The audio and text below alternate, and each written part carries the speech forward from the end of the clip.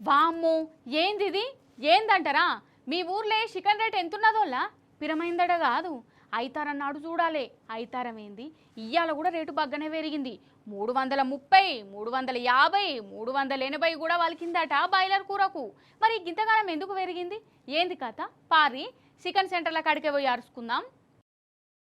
ఏంది రేట్లు అసలు చికెన్ రేటోళ్ళ మంచిగా కోడి కూర వండుకొని తిందామని మార్కెట్కు పోతే ఇక ఆ రేట్లు చూసినాక గావర అవుతుంది కిలో చికెను 360 అట కొన్ని జాగర్లల్లో 380కి కూడా అమ్ముతుర్రు ఊర్లల్లో 400 కాడికి కూడా పోతుంది అని అంటుర్రు ఇక చెప్పు కథ వారం 10 రోజుల కిందట గదే బాయిలర్ కూర 250-60 ఉండే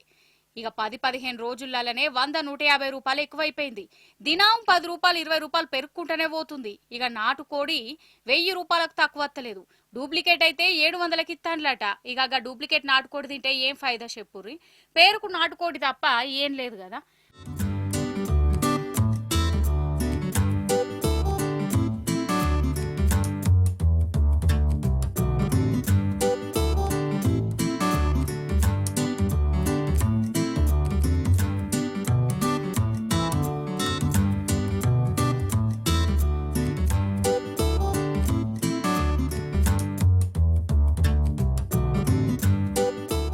మరి ఎందుకు ఇట్లా రేట్లు పిరమైతున్నాయి అంటే సమ్మక్క సారక్క జాతర వచ్చే ఈ నెలలనే పండుగలు వచ్చే సెలవులు వచ్చే ఇంకేందిగా కోడి కూరకు డిమాండ్ పెరిగింది ఇక ఇది జాలదన్నట్టు ఎండాకాలం అయ్యే ఎండాకాలం కథ ఎట్లుంటుందో ఎరికే కదా ఇక దానా రేట్లు కూడా పెరిగినాయి ట్రాన్స్పోర్టు గీన్స్పోర్టుకు కూడా ఎక్కువ తీసుకుంటుర్రు అందుకే రేట్లు పెంచవలసి వస్తుంది అని అంటుర్రు ఇక చికెన్ సెంటర్ల కాడ ఒగల్లొలి కాదు పేపర్లో ఒక రేటు ఉంటే మీరెన్ని గిట్ల అమ్ముతుర్రని కీసులాటలు అవుతున్నాయి రేట్ ఎక్కువ ఉంటే తినకుంటుంటామా కిలో కొనే కాడ 3 పావులనే తీసుకుపోతుర్రట అయితే ఈడ చిత్రం చూడుర్రి ఓ దిక్కు కోడికూర రేటు పెరుక్కుంటా పోతుందా కోడిగుడ్డు మాత్రం తగ్గుకుంటా వస్తుంది మొన్నటిదాకా ఒక్కో గుడ్డు 8 రూపాయలకు తక్కువ లేకుండే కదా ఇక ఇప్పుడు 5 రూపాయలు 4.5కు దిగిపోయింది ఓష్ని గట్లెట్లా కోడేమో గట్ల పెరిగింది గుడ్డేమో గిట్లా తగ్గుతుంది అనిపిస్తుందా అయితే అటుకెళ్ళి యుద్ధం నడుస్తుంది కదా యుద్ధం ఆ యుద్ధం చేయబట్టి కోడిగుడ్డు రేట్లు అగ్గువైతున్నాయి మన గుడ్లు వేరే దేశాలకు సప్లై అవుతుంటాయి ఈ యుద్ధం చేయబట్టి పంపుడు బంద్ అయిపోయింది అందుకే మన కాడ గుడ్డు ఇదివరకంటే జరంత అగ్వకే దొరుకుతుంది అన్నట్టు